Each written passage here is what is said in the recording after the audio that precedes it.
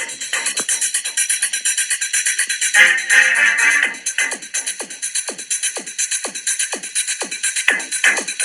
you Germans. Pump up the jam, pump it up while your feet are stumping. And the jam is pumping. Look ahead, the Hello, everyone, and welcome to Pump Up the Jam, the unofficial Malden and Tiptree podcast. I am, as always, Lee Witney, and joining us again, as always, we have got Toby Carvery, Alan Taylor, and Toby Jug, Richard Buckby. Gentlemen, how are you? Your intros don't get any better. Yeah. We won't talk about your eating habits, mate. It's fine.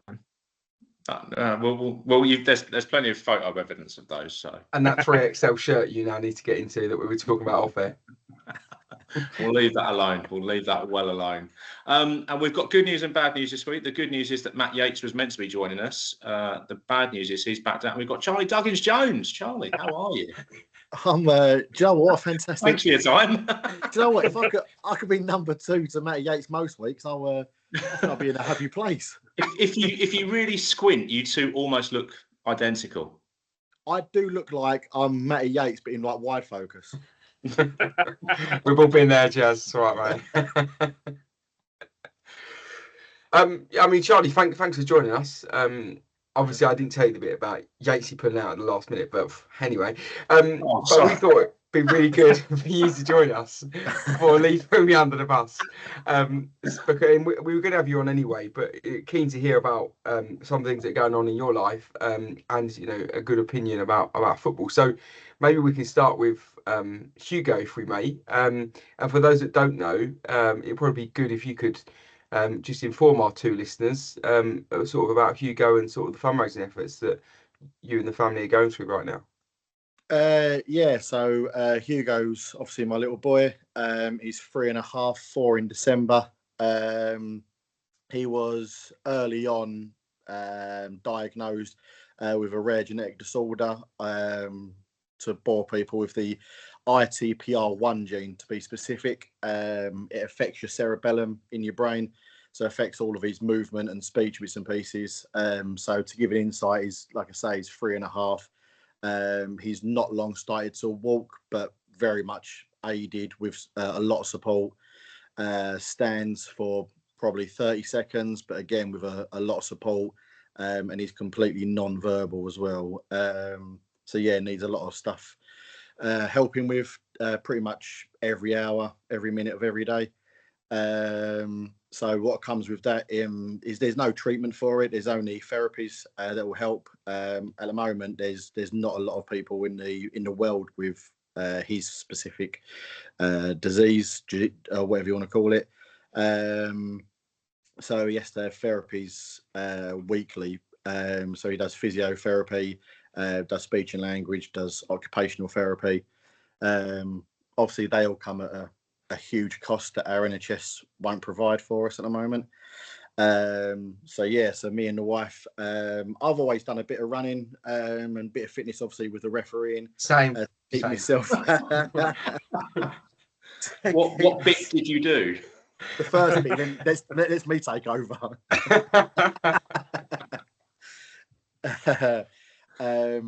But the wife was never a runner at all, and then we sort of took up running was our main thing. We've done the London Landmarks half marathon back in 2024. Was both our first ever long distance running event. This March just gone, we done the Chelmsford half marathon, and in October, Beck does her first event on her own, doing the Royal Parks half marathon. So that's the next one we're fundraising at the moment. We have just done as well. We're putting it all over Facebook and bits and pieces at the moment. Hugo actually took part in his very first event himself 2 weekends ago, doing the superhero triathlon. I saw that. I saw that on your Instagram, actually. Yeah, do you know, it's an amazing event. It's backed as well by, what's his name? It's got Adam Hill, the off of Last Leg Standing. Yes, yeah. And so he backs it big time. I can never remember who's the guy with the comedian with the hands. His Alex hands Brooker. Alex Brooker, that's it. Yep, he backs it a lot. He was over there this year. But it's a triathlon that there's 3 different sort of lengths that you do, and you basically complete it however you want to complete it. But it's there to support and, you know, sort of showcase how super people with disabilities really are, to be fair. So yeah, raised £1,500 to be fair on his own. Like, well, send him out more often, I think, to do more of the fundraising if he's going to start doing better than me and Beck. And just on that point, Charlie, I think I was doing a bit of digging online because I know Hugo's got a Tree of Hope page set up, which I know the football club are helping to promote some of that, and perhaps we'll get onto that in a bit. But so you've already raised a staggering amount. I think it's just over 13 grand on the webpage, which is a tremendous amount of money for any cause, especially this one. I think the target is 20k. I suppose what's in the pipeline in terms of next, as well as Beck's sort of event in October? So we're doing a chance for 10k next year. But in terms of events after that, there's not much really that we've got booked up. I know I've spoken to Trevor a lot, who wants to do a skydive for Hugo. We will push him out of that plane, Charlie. Don't worry. Yeah, I don't think there'll be many. I don't think there won't be lacking Come first. There'll be I'm going to talk Lee into doing it. So Lee said, because it's for Hugo, he would do it. He just hasn't told you yet. But what a guy! What a guy! He wants to build. He wants to get a team. He wants to try and get the JFA to do it. And we're looking at, one of my friends is looking at trying to get us involved in the London to Paris bike ride for next year as well, if we can do. So that'll be a bit of a slog, considering I've never been a cyclist. But besides physical events, we've got a quiz night in November, which it's been hosted at the club. So thanks very much to Barry and Scott for allowing us to host it there. It's going to be the second time we've done it. It was November last year, held at Aveley Football Club. Initially, obviously back then I didn't really have the ties, or when we was organising it, I was obviously refereeing a lot more when I was initially organising it. And we were obviously over with Workway. We're through work. We've got ties with Aveley. As soon as we wanted to do sort of a second one, Morden Tiptree was the natural choice for us. So we want to try. Last year we raised just shy of £6,000 for the quiz night, with a raffle and all the tickets and on the night. So we're hoping to sort of push that this year as well. And I think you almost sold out. Is that right for the quiz night? Yeah, I think we've got 1 or 2 seats maybe left. I'm trying to talk Tony Williams and Mick into joining your table, Rich. Thanks. You're welcome, mate. But yeah, that's 100 and I think it's just shy of 120 people we've got coming down. So we've got one of my long-term friends from my old refereeing network is coming to a quizmaster. The club are laying on a buffet for everybody there, as similar to the JFA night. So yeah, we've got some unreal prizes. The raffle prizes that we get is unreal as well, to be fair. So we'll be selling tickets for all those that can't join us. We've got 2 JFA tables, which is unbelievable. So thanks to everyone that's joined us for there. And Barry has got his own table as well. So Barry's took up a table for us as well. But we will also be selling raffle tickets. I'll get the prizes passed around for there as well, so people can buy raffles. Oh, brilliant. Can I just ask about the costs involved for Hugo's treatment? Like, how, I know you've obviously spoken about how much you've raised and what the target is, but what sort of figures are you guys looking at as a ballpark for any sort of therapies and treatments? So weekly, so hourly sessions a week range from £75 for a speech and language session to £110 for an occupational therapy session. And we've just been to Portugal in June this year. That is led by his physio team, and we're going again next year, and that costs around about £3,000 to £3,500, all in with obviously flights, accommodation. It's a company called Centre Algarve. The company that runs it's a charity arm of a company. Do you know 24/7 Cabs, the local firm in Morden? Mm-hmm. Go. So Andy that runs that also runs a place called Centre Algarve, which is the only fully accessible holiday resort in Europe. So they host us out there, part of our physio team, and the kids out there, 6 kids at a time, or 6 families at a time. And they run a hydrotherapy and a physiotherapy week out there. So they get 5 hours of physio and 5 hours of hydrotherapy during the week. And I suppose, Charlie, obviously having been there relatively recently, how much change have you seen in Hugo sort of as a benefit of being there, I guess? Yeah, massive. I mean, the week out there this year, he learned to crawl. So the intensive is unreal. A lot of physios say that obviously some kids react better to intensive than not. So we hope that Hugo does. So we're looking to hopefully raise more money so we can do more regular intensive lessons here. Obviously they're based in Boreham, so not too far away at all. But yeah, it's their help. I've put a Facebook status up tonight, funnily enough, sharing his Hugo's been put in the Essex Regional News today, published today, about his superhero triathlon efforts. And I've shared it, obviously saying about how much we owe to Mini Wonders is the physiotherapy team, and what they do for us and every other family they work with is absolutely unbelievable. They work tirelessly and their knowledge is second to none. Yeah, so I suppose anyone that does want to donate or read more about Hugo's story, then do go and have a look. You can either Google. I've just Googled Tree of Hope and just put Hugo's name in, or go to Charlie's or Beck's social media profiles. Plenty of information out there, and I think it's really good to hear that Barry and Scott are giving you as much support as they can. And I know, Charlie, I suppose moving into football, obviously you've been doing a bit of work for the club as well. Yeah. Perhaps it'd be good to just give us a bit of insight as to how that's been going. I know you've been doing some comms and some sort of fan interviews. So how did you sort of get involved with that, I guess? So it started last season. Pippa obviously helps out with the media team.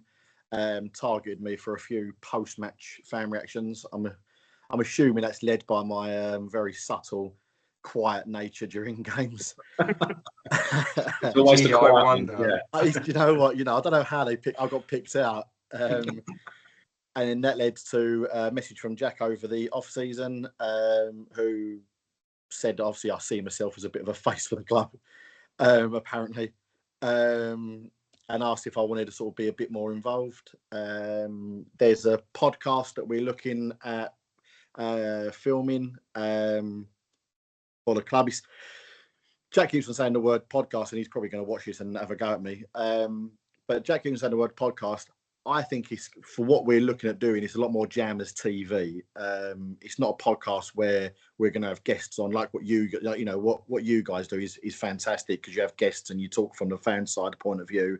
This is a lot more content about the games that's been played, what's coming up, what's going on behind the scenes, which will kind of, from what I understand from Jack, it'll kind of more link in a lot more with, speaking to Kev, and Liam and the academy, and so I think it's more Jammers TV than a podcast as such. But I suppose the way it's going to be filmed is obviously as a podcast. But I've helped out on comms recently. So I've done that a couple of times. I think that's had a bit of a mixed reaction from the fans.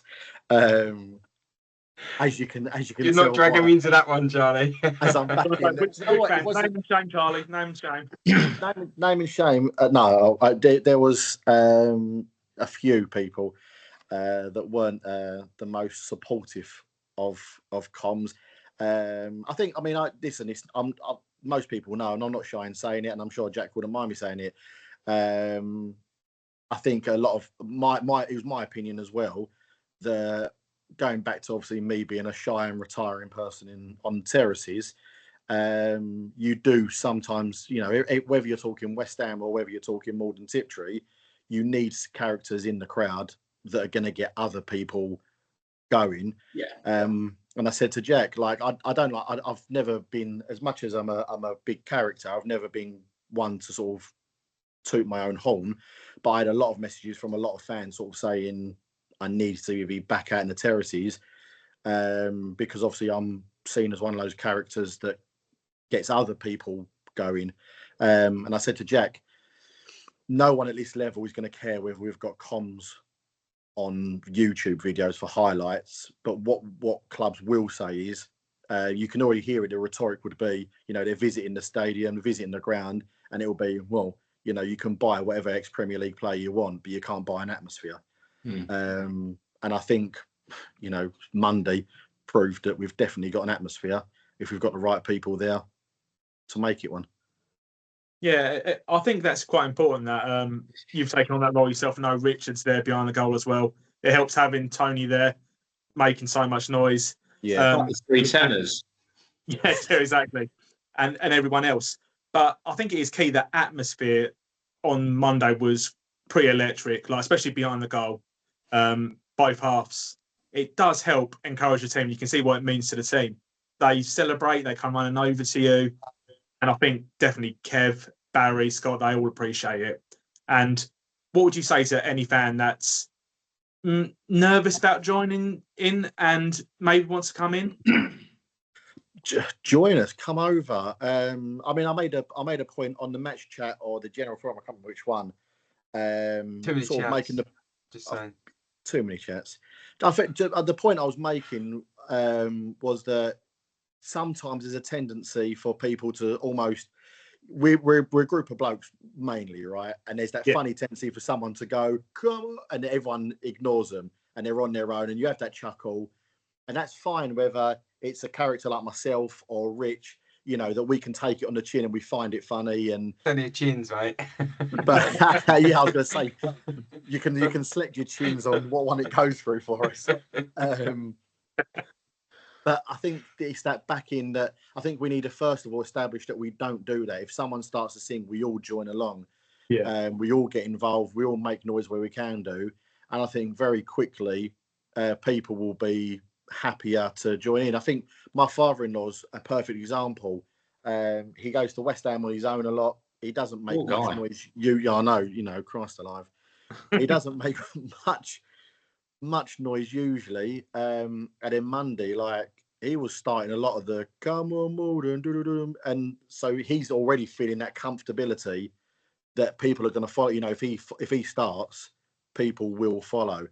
So all I'll say is, like, listen, trust in us as a fan group. We're not here to mug each other off. We're here to, we're us four are. I was going to say. Sorry, I saw you look, Lee. I saw that frown come across. And there's definitely some mugging off going on, 100%. A little bit, but like the people that we don't necessarily know, the people that aren't, haven't been around for a while. I know I took a lot of time out, obviously moving away from Malden and obviously in and out with refereeing.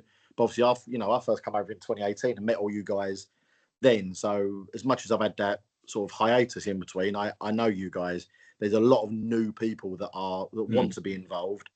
That it's hard to come over to a group of people. I did when I first come over. I sort of looked at all you guys and was like, well, very clearly they're a group of friends. So I'll just stand here on my own. And were we the cool kids? You was very much the cool. Well, Lee, we were. Very much, you were. Cool kids of their dad. Yes. Yeah.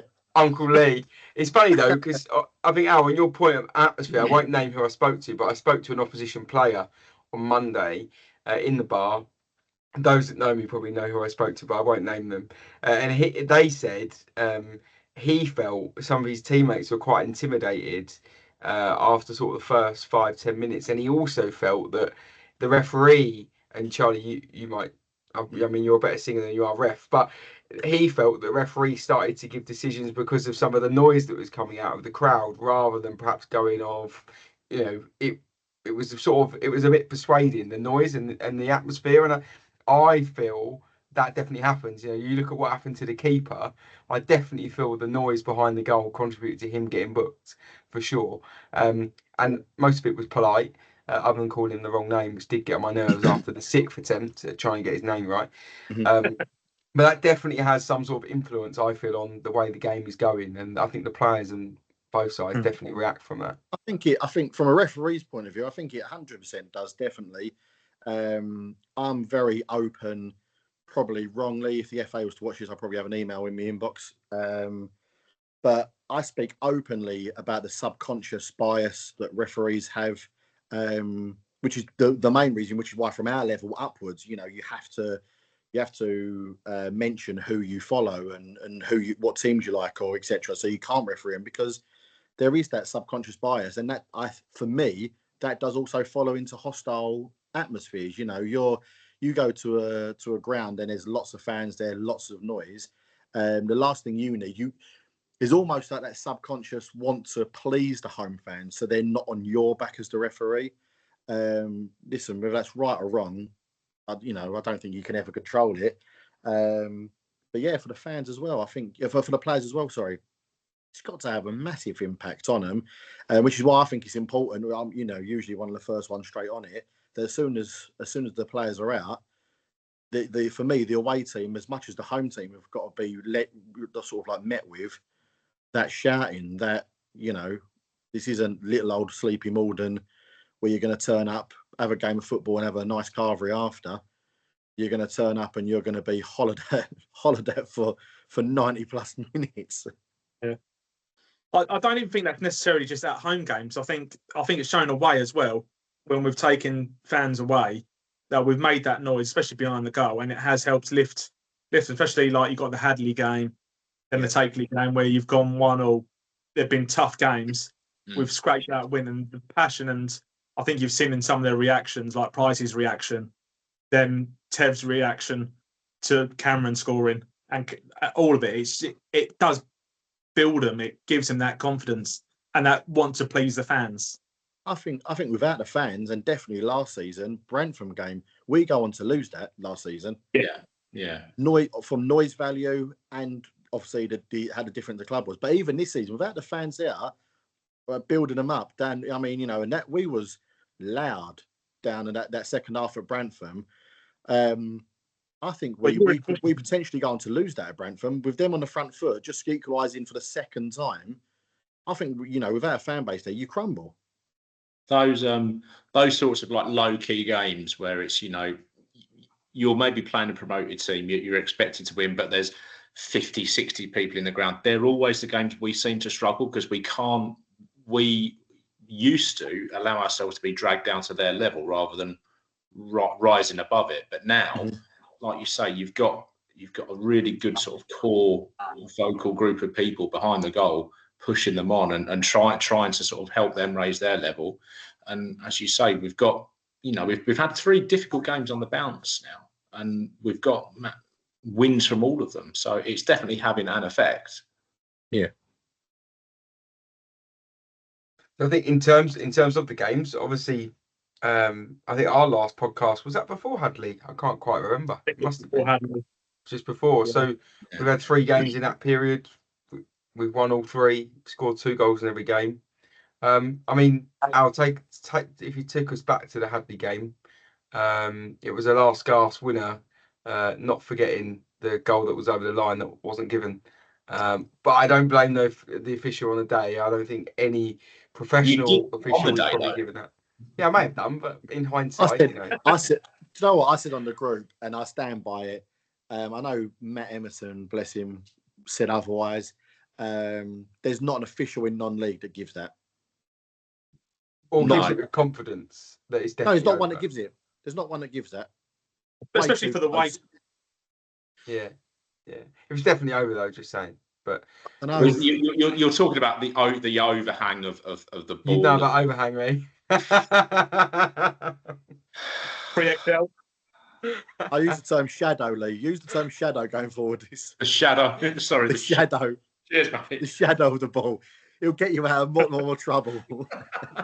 I don't know. You cast a big shadow just as much. But go on, Lee. Sorry, mate. Well, no, like if you're talking about the shadow or the overhang, whatever you want to call it, because you obviously have it with corners, don't you? Where the players have it, the ball is sitting outside the quadrant, but because the sort of the end of the ball almost is overhanging the white line, it's classed as in. So if you're an assistant and you've got to make a snap decision, if you can't be 100% sure that ball is all the way over with daylight in between, you can't, as much as we wanted it given, you can't really give it, can you?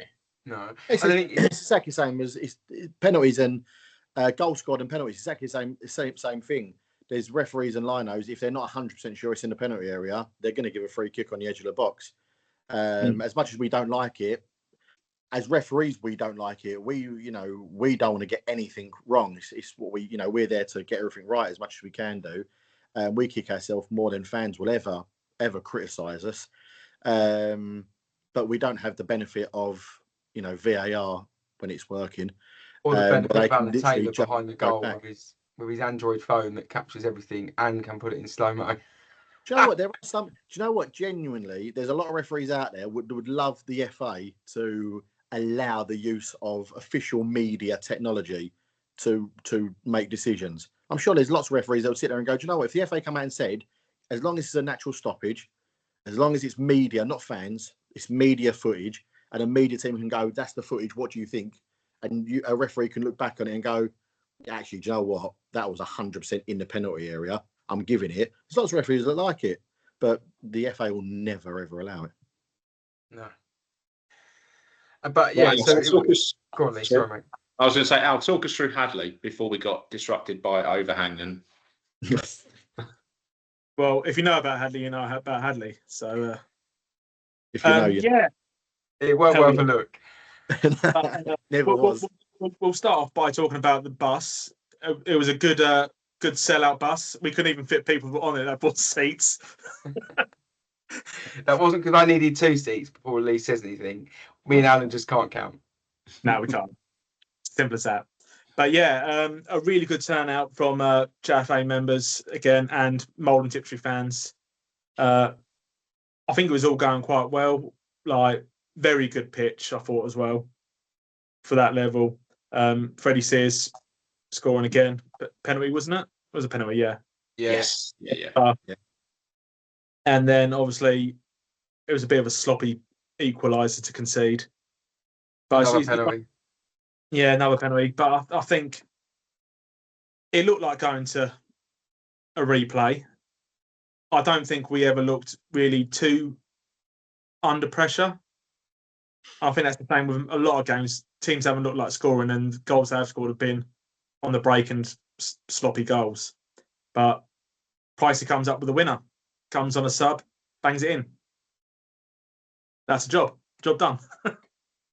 The scenes after were unreal as well, like with the fans and everyone in between, and yeah, it was just it was a good memory, I think, and we've had a few of them already this season.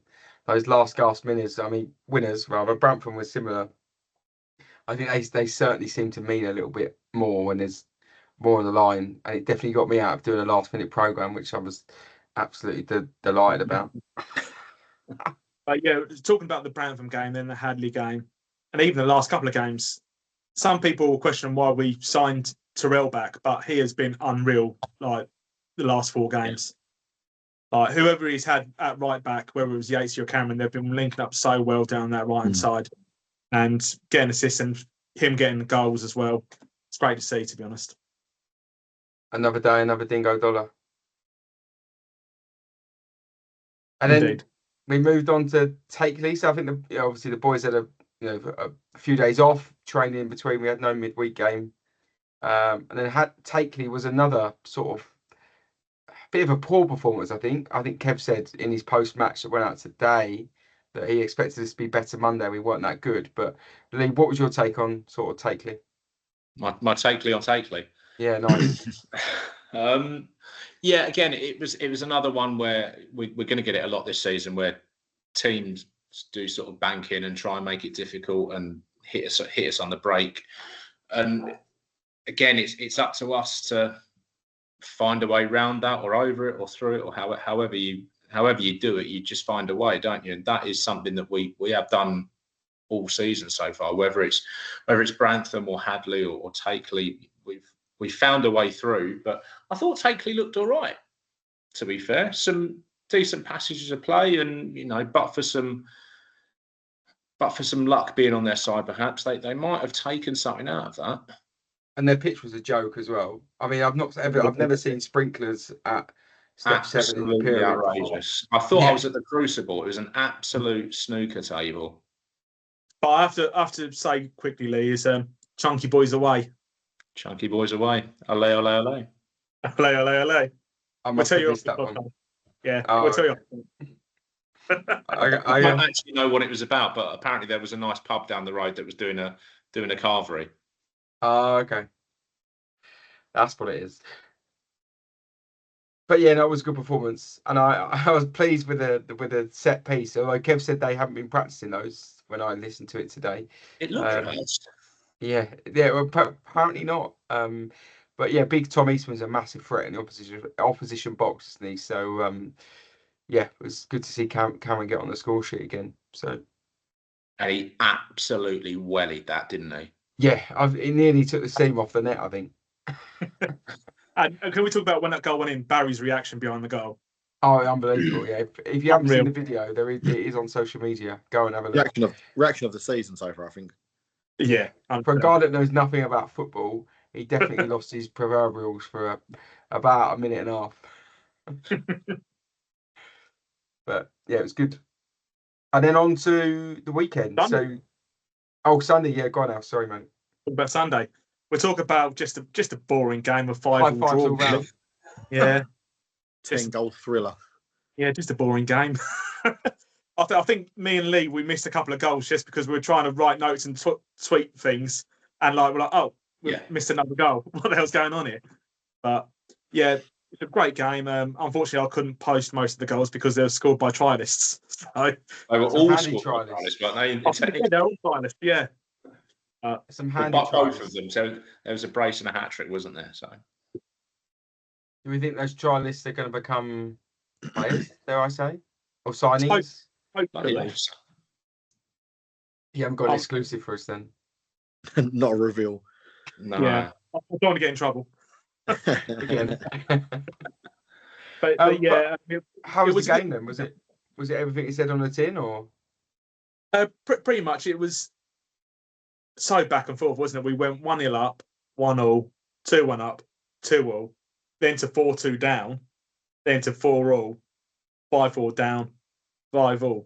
So it was a topsy-turvy game. I think if you've heard Jodie's interview, he kind of said it. There are goals that we shouldn't be conceding, stuff that needs to be worked on. But we get them. I think they missed a few players though, were they? So maybe that's part of it.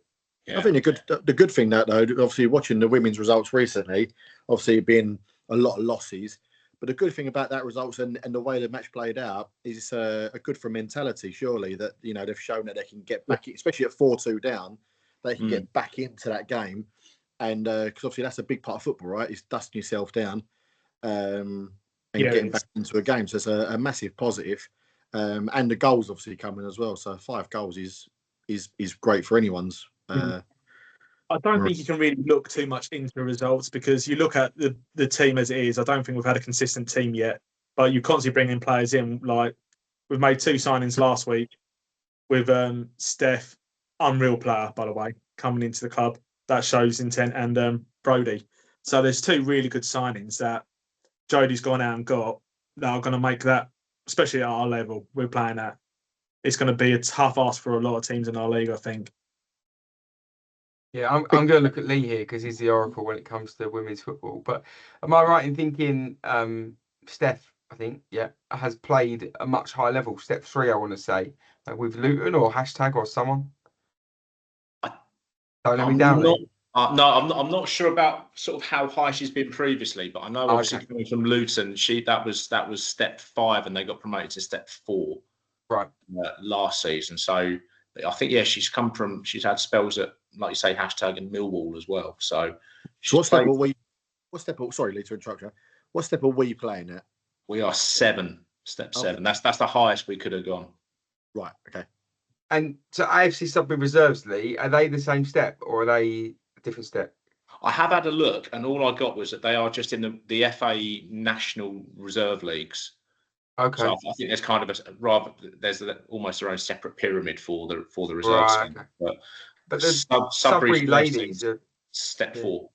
Right. Okay. So it's fair to say then their reserves are probably going to be of a relatively decent standard compared to step 7 maybe, because they need to be pretty good to be ready to be called upon to their relevant step in the pyramid. So Yeah, and I have to say, some of their players, as they were walking out onto the pitch for the first time, it was almost like, oh, bloody hell, this is a really good setup they've got here. So there are, I know Barry's obviously mentioned it previously about sort of wanting opposition players to come to our place and kind of be like, well, why haven't we got this? Why? So, like, why haven't we got this? And how can we basically get to Malden to have this? Well, the thing is, that's how you build up the women's game, right? You know, Yeah, Sudbury have got a similar setup. They're higher than what we are as a men's team, so they've got a very similar setup. So there's that, like you say, there's that they have got the question asking why aren't they playing on the men's pitch? Why aren't they given the media outage? Why aren't they given the backing? And yeah, like you say, if teams are coming over and looking at us and we're used as almost like the springboard to bring the women's game up together, then it's only going to be a positive, right? Yeah, massively. And just going back to Jodie's comments post game, he mentioned about clicking by Christmas. So if we're sort of competing now as a side that's only recently been put together, by Christmas time, we should be looking good. Yeah, I think it's easy to forget that they, as of 1st of July, I think they were just about. Well, I think Jodie got. I don't think they had a trial day, so he probably got a handful of players. So, yeah, I mean, to have a squad at this point is pretty impressive, right? So, yeah, I think we can talk about. I think me and you were talking, Lee, and there must have been about 150 people there again on Sunday. It wasn't official. Do you know what? That's going to be the big thing for the league itself. And I know I've spoken negatively for our team in a manner of the ladies playing in front of a crowd at ours, and then essentially going to parks, which is what they're going to be playing against a lot of at that level. They're going to be open parks, one man and his dog walking along. So we've got talking in a negative manner, and not as in literally negative, but as in the team have got to get used to, they're not going to be playing in nice facilities, nice change rooms every single week. So they're going to have to get mentally used to playing in cages and parks. But in a positive manner, you go back to, obviously with the men's side, but you go back to that crowd being there. There's going to be a lot of teams that are coming over. They're going to walk out to 100 people going, bloody Nora, we aren't used to these many people looking on.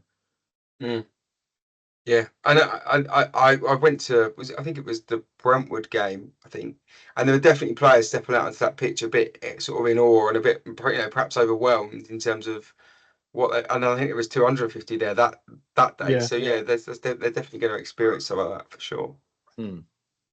So what's next for the women's side, Lee? Alan, I think have they got a game this coming weekend? I think. Ours on Sunday, Bowes and Pitsea Reserves. So they are in our league. So this will be the first kind of like a chance to put down a marker. Right. Okay. And that's at home, yeah? That is at home. Yes, yeah. So down there. I'm going to make an announcement right here, right now. I hope Jodie don't mind. But they are planning on doing a open training session on the 7th of September. So that's free for anyone to come and watch. And I think he's keen on the players afterwards meeting fans, having photos taken. I think he wants to integrate a lot of schools into that. So it'd be nice to get people down there to watch, and obviously Jodie and the women to show what they're all about. Yeah, because I think, if I'm right, that was meant to be their opening league game, but there's been a change in the fixture schedule, hasn't there? So that has moved to later in the season. So, okay, yeah, that'd be good. Hopefully, be plenty of fellow jammers and others there. That sounds like a good day. And that's the 7th, yeah, which is a week Sunday. Okay, sounds good. Okay, now Monday. Go on, Lee. You were mid flow then, mate. Go on. I was going to say on to Monday. All 1,009 people witnessed you almost make a hash of the golden goal again. Again, not my fault. Workman never blames his tools. Huh? But the second bank holiday Monday in a row, I'm leaving that alone. I bet. The second bank holiday Monday in a row where we've seen over 1,000 people just this time packed into the Druitt Barlow Stadium, which I don't think that was expected. I said 700-800, and I thought I was being optimistic, but 1,009, with probably 950 of those being Molden fans, I would say. Yeah.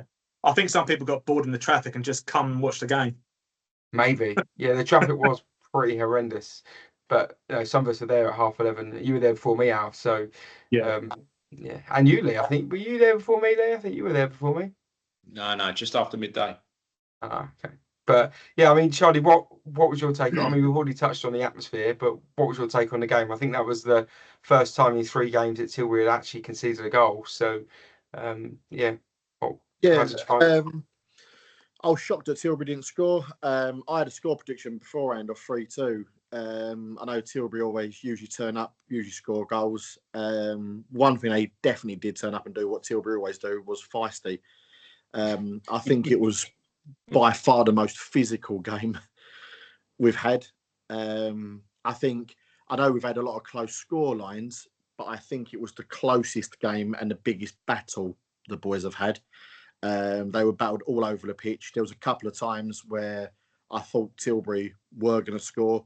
And I think there was even 1 or 2 fans I spoke to at half time that were nervously waiting for a 1-0 Tilbury, a typical sloppy 91st minute, threw it away sort of result. So I think a lot of people relaxed when we scored our first. But yeah, I think it was a lovely finish, by the way, that first goal. Beautiful finish from Tev, wasn't it? Like that was a lovely goal. He definitely meant it as well. I asked. He's probably going to say it, but he definitely meant it. I asked him afterwards. It said every player. Yeah. Don't hate me, Tev. But yeah, no, I think if they gave us the game that I thought Redbridge were going to at the start of the season. I wasn't expecting Redbridge to capitulate that early and that easily on the opening day. It was almost like they were sort of like giving us a free pass to start the year off. But yeah, Tilbury gave us the hardest game we've had. But yeah, 2-0. We'll take them all day long. I'd have took the 1-0 as soon as Tev scored it. The way the game was going. So yeah, another hard fought win. But I think again it just shows difference from this season to last, that the guys have got that grit. Heavy's obviously snapping the whip on the boys, making sure they're working hard. The fitness levels are showing through from every single one of them. And Cameron James just looks unbloody believable. I think he's going to potentially be our signing of the season. I'm laying the stake down early, but he is unreal. Yeah, he's good. And I didn't realise until Takely that before he signed for us, he'd actually been out injured for a prolonged period, and he hadn't really played any football. But you'd never know. So yeah, I think he might be a close second to Louis Dunn, my personal view, but he's definitely one of our signs of the season. But how good was it, Lee, to see Sassy on the score sheet for the first time this season? Something we've all been sort of looking forward to, and hopefully those goals will flow for him now. Yeah, I think he needed it. He obviously came in at the back end of last season after the takeover and just lit the place up, didn't he? This season it hasn't quite got going for him, but you'd hope now he's got the sort of the chip off his shoulder of not scoring. That, like you say, the dam's broken and kind of the wheels are in motion for him for his season now for sure. But just going back to Charlie's point about how physical it was, we've got the players now that will stand up and if teams not to single Tilbury out, but obviously that they were the team we played on Saturday on Monday rather. If they want to fight and have a real battle, we've got the players who will go toe to toe and give it to them. And just to drag it back to the women's game on Sunday, I hope she doesn't mind me saying, but there was a tackle put in on one of our midfielders on the halfway line. And Georgia has steamed forward about 30 yards from right back to get involved and just brushed his Sudbury player away and almost stop picking on my mate and fuck off. And having met Georgia, and obviously we've had her on the pod, if you haven't listened, go back to I think episode 3, maybe 4. I am not surprised in that at all, because the rolled up sleeves looks like she's ready to and just the way she plays on the edge, I'm not surprised with that at all.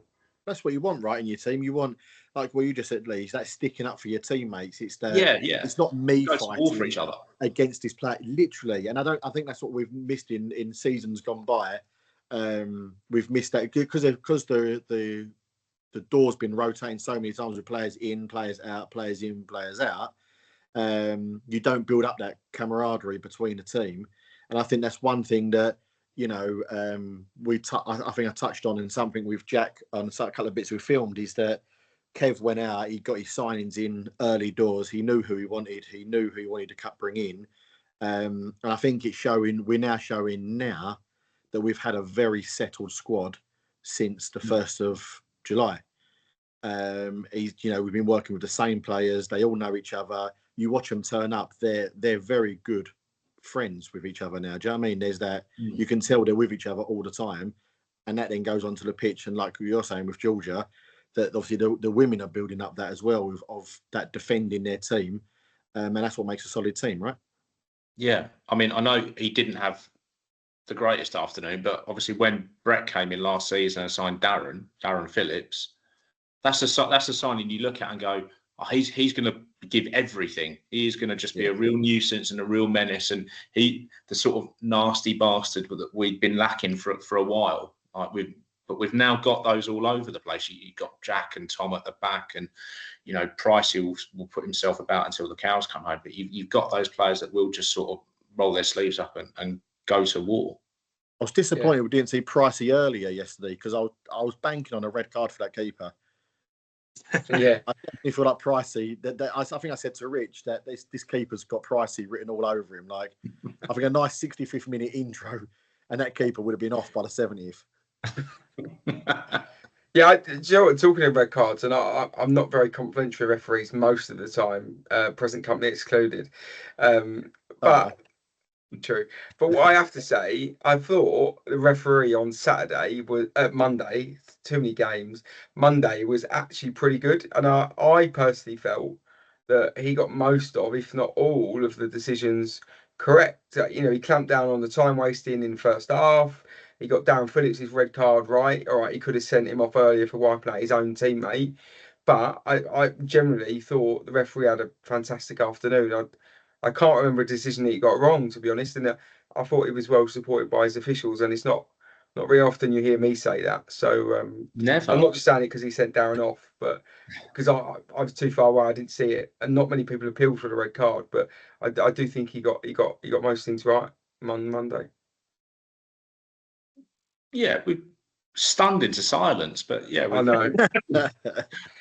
we can clip that if you want, because that'll probably be the only time a ref gets a compliment out of me for the season. So I've used my get out of jail card early now.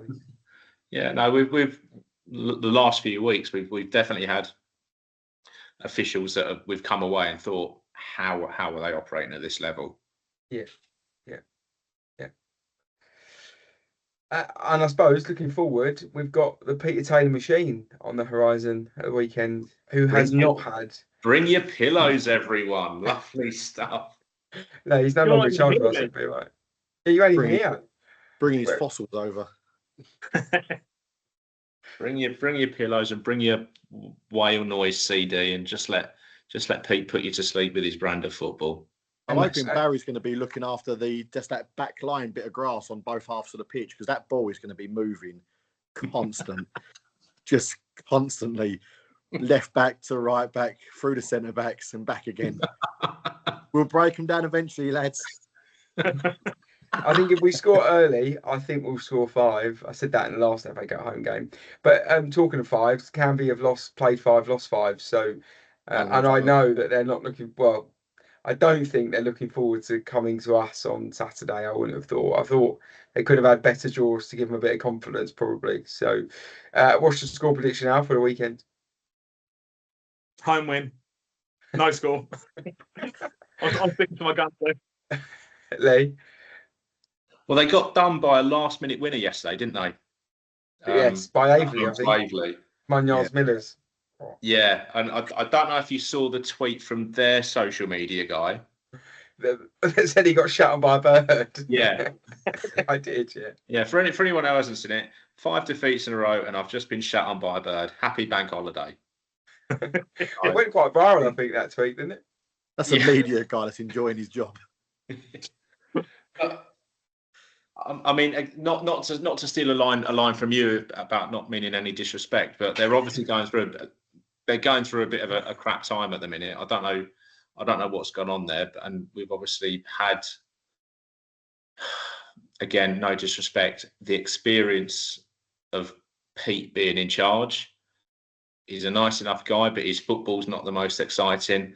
And that's all you want, isn't it? You can lose 5 games, but there's a way in which you lose them. If you lose them by not even trying to attack and score, then it's a lot worse than if you lose 5 games on the bounce 4-3 or 4-2. At least there's hope there. So I do feel for the Canvey fans at the minute, but I'm just hoping that, because I think it would, not meaning to tempt fate, it would be an upset if they beat us, obviously, with how the two sides have started their respective seasons. So hopefully there isn't a cup set where the higher team beats the lower place team.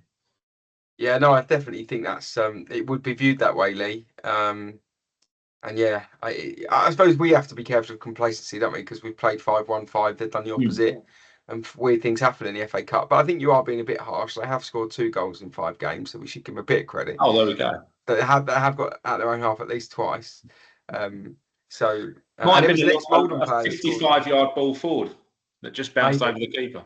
Yeah, it was an ex-Malden player that scored for on Monday, Chris Regis. He didn't play much for us, but has played for us before. But yeah, I'll go home win. I'll go 3-0. But this will be another game where they look to come and bank in and frustrate us. So this will be Takeley and Hadley and Brantham all over again, won't it? So I think what you got to look at is obviously, and I've done the comms for the club on the pre-season game. A very boring pre-season game, but it sounded it, to be fair. Oh, honestly, it was. Did you listen to the whole thing? No. I'd have nodded off just after I introduced myself. Sorry, Christ. But I think I said on the comms as well. I don't know if it made it into the highlights reel, but I said on the comms itself, it's the first pre-season game I've ever been to where a team has gone in to sit back. Like, I don't know what you're protecting. I don't know what you're playing for, a point in pre-season, or I wasn't just getting that mindset in. But they literally, it was almost like Pete was like, we know what we're going to do for the season. Get that ball distributed between the back 4. Because it was awful. And that's my concern. I can see a 1-0 Saturday. I think they're just going to be terrible to break down. It's not going to be an interesting game of football. I don't think it's going to be one for the purists. I think yesterday was a fantastic game of football. I think Tilbury come to give us a game of football, and it created a brilliant game of football. I think Saturday is going to be I can sneak off and grab a cider during the game and come back again. I think it's going to be interesting, though. There possibly might be a few changes, because after yesterday's game, obviously Crawley come off with, to be honest, that was quite a bad tackle on him. Yeah. And his foot wasn't looking in the best of shapes. So I expect that. Maybe no Pricey, we don't know. Obviously, his missus was due to give birth any day now. I think she's overdue, isn't she? So you're so in the know, Al. You know more than most of us. But I hope it goes well to Pricey and his better half. It's been in that tunnel, mate. You just get close to all the action, didn't you? Oh, so close, mate. Uncle Alan over it. So after Canvey, we welcome AFC's Dunstable to the Druitt Barlow Stadium, who lost to Tilbury in the FA Cup. So that is a week on Saturday. That is the 6th. Are you back for that game, Lee? I am back. Yeah, I'm just away for this weekend. Yeah. Where are you this weekend, Lee? We are having a lads' weekend in Aldborough. You're so old. It's gonna be like Mortimer and Whitehouse gone fishing, I think. So are you like painting by numbers and stuff, like on the riverbank and stuff? Are you like painting by numbers, like on the riverbank and maybe, yeah, a bit wild though, isn't it? It's for a man of your esteemed age, yes. To be honest, mate, you're going to Aldbury. You're looking forward to some fish and chips? Absolutely. And no one's going to take any pictures of me either. Oh, I've heard Roy's going for the weekend. He did tell me he went around. Yeah, I tell you, if I walk out that fish and chip shop and I just see Roy pop up from behind a bin with a long lens, I'm not going to be happy. It'd be further away than that, running behind me to take a picture of me about to demolish a carvery. Yeah. No, mate, the city never sleeps. I haven't seen you move that quick in years. your fans are desperate for the content. They subscribe a month for this. You have to keep up the goods. But yeah, so I am back for the Dunstable game. So hopefully the start of another good cup run, because that FA Trophy, I think we've got a chance of making Wembley. It's been done, isn't it? Yeah. So I was looking, we might not play another league game for about 3 weeks, possibly 4, because if we win Saturday, the next league game goes to a Tuesday night because the next round of the FA Cup's on the 13th of September, and vice versa with the trophy. If we win in the trophy, the next league game is then gets moved, and that carries on for the next couple of months. So we've also still got you've got the Senior Cup as well to start as well. So we enter that into the Lee Witney Cup. Third round, I think. Third round. Yeah. Good, you. When's I think Kev's targeted that, hasn't he? The 16th is Cambridge. So that may be our next league game. If we win the next 2, will be the 16th. So there's a lot can happen between then and now. But yeah, and the Lee Witney Cup will turn up at some point. But that's the one that Kev has targeted, isn't it? He has mentioned that as being one that he did quite like to tick off. But then we start getting some of these injured players back, don't we? So we'll hopefully see Anisius and Ollie and Kamel as well. So there'll be some players to come back in to sort of start dealing with this run of games that we're hopefully. By the sounds of speaking to Camille and Ollie at Brantham, and obviously speaking to Anisius, by the sounds of it, the 3 of them look to be coming back very similar timing as well. So that could be like unreal for the squad. Like I say, like you know, almost new signings as you need them coming back. Anisius, I think he's going to be unreal. Yeah, like since he's actually joined us, I think he's put on more muscle. Yeah, and that's just really to think about. He's definitely a big lad. He is terrifying. Talking about that, anyone see the post earlier from the social media with Terrell and Elliot walking together? Hang on. I posted it and then I thought it looks like a little large. Is it Twitter or Instagram? Instagram. Go Instagram. But does he look like? Is it like a shot from Twins? Almost, yeah. Got it, mate? For anyone that remembers Twins. Yeah, anyone of a certain. Yeah, what a movie. No, I can't. It's so knowledgeable, Lee. Old man can't work social media. On the JFA Instagram, Lee. Oh, the JFA. Oh, there we go. Sorry. Are we sure Terrell's not just really far away? Possibly. Yeah, I couldn't confirm. But to be fair, there was a player for Tilbury that was shorter than Terrell at the weekend. We let him know it as well. We did let him know it, yeah. I must say, for Terrell, I wonder what his vertical jump is, because that guy's got some serious spring in his boots when he jumps up. Yeah. Well, if you watch his latest TikTok, there's a cross or a pass that takes you that he controlled on his chest, and he must have been 3 feet off the air when he controlled it. So he's an unbelievable player. Like I say, I was not doubtful at first, but I feel like T got a bit of an underwhelming reception, shall we say, from the fans, from the players that we had signed.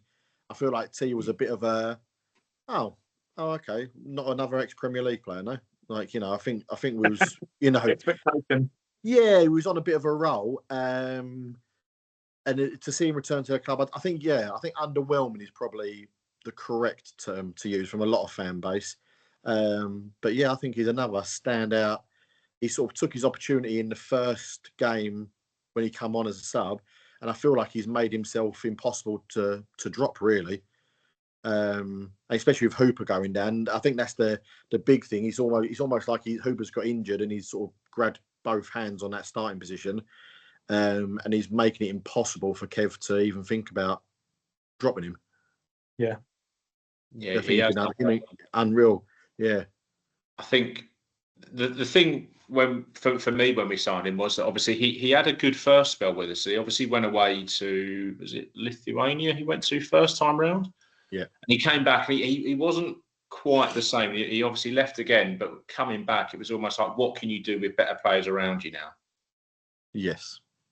and we've obviously seen, just what he's capable of doing. And I think, what was it, the opening 30 seconds on Monday, he obviously put a ball in for Amin at the back post that he probably should have scored. So he's creating chances, and he always works hard, and he's always really just tricky to pin down, isn't he? So players always end up having to foul him. With his height as well, obviously he's easily foulable as well, which I feel like T knows in his own game that a lot of players, especially defenders, are going to tower over him. It's very easy for him to go down easy, and referees 9 times out of 10 are going to give a free kick in his favour. And it's almost like he's brought that into his game as well. That knowledge, that clever side of thinking about his game rather than just ball at feet, trying to cross and stay on your feet. Yeah, I think you can definitely see that, like from when he was last with us to now, that he's got that maturity now about his play. He has now mastered that role and what he does. Yeah, and I think Liam even said to us before, it's like he was really interested to see what Terrell could do with this quality team, and it's just gone to show that that's all he needs around him. Yeah. I think that's it, gents. On that note, I think we're done. Charlie, thank you very much for your time tonight, mate. Thank you for having me. When our next guest drops out, Rich will be in contact with you again, I'm sure. I'll be waiting by the phone. Don't worry about it. To be fair, I've always preferred you to Yatesy anyway, so whatever. I'll take it. Right. I won't see you on Saturday or Sunday because I'm doing paint by numbers. But we will see you in a couple of weeks. Well, indeed. Come on, you jams. See you soon, everyone. Cheers, gents.